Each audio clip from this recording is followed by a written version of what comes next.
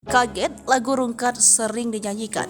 Penyanyi lagu rupanya tak dapat royalti. Mungkin sebagian orang tak asing dengan lagu Rungkat yang mulai booming sejak dinyanyikan oleh Happy Asmara dan Jenny Inka. Namun tak banyak orang yang tahu Rungkat diciptakan oleh seorang pemuda bernama Vicky Prasetyo. Mirisnya lagi, Vicky tak mendapatkan royalti meskipun Rungkat acap kali dinyanyikan di mana-mana. Seperti apa kisah lagu Rungkat ini? Dikutip dari Kompas TV, lagu Rungkat ini diciptakan oleh Vicky Prasetyo, pemuda kelahiran Bantul. Lagu Rungkat ternyata diciptakan oleh Vicky dalam waktu yang cukup singkat, tepatnya hanya dalam 10 menit. Namun proses kreatif ini tidak lepas dari sebuah mimpi yang menginspirasi. Dalam mimpinya, Vicky mengaku bertemu dengan seorang wanita yang meminta lagu berjudul Rungkat. Wanita tersebut menyatakan bahwa lagu ini akan mengubah Vicky hidup. Setelah memahami arti yang mendalam balik kata Rungkat, Vicky merasa terinspirasi untuk menciptakan lagu dengan judul tersebut. Nah, terbaru kisah miris lagu Rungkat ini diungkap oleh musisi Anji. Ia menyebut jika sang pencipta lagu Rungkat rupanya hampir tak menerima hak ekonomi dari lagu-lagunya yang banyak dibawakan oleh musisi lain. Ia bahkan mengajak para musisi yang acap kali menyanyikan lagu Rungkat di beberapa panggung untuk memberikan hak bagi pencipta lagu. Senada Vicky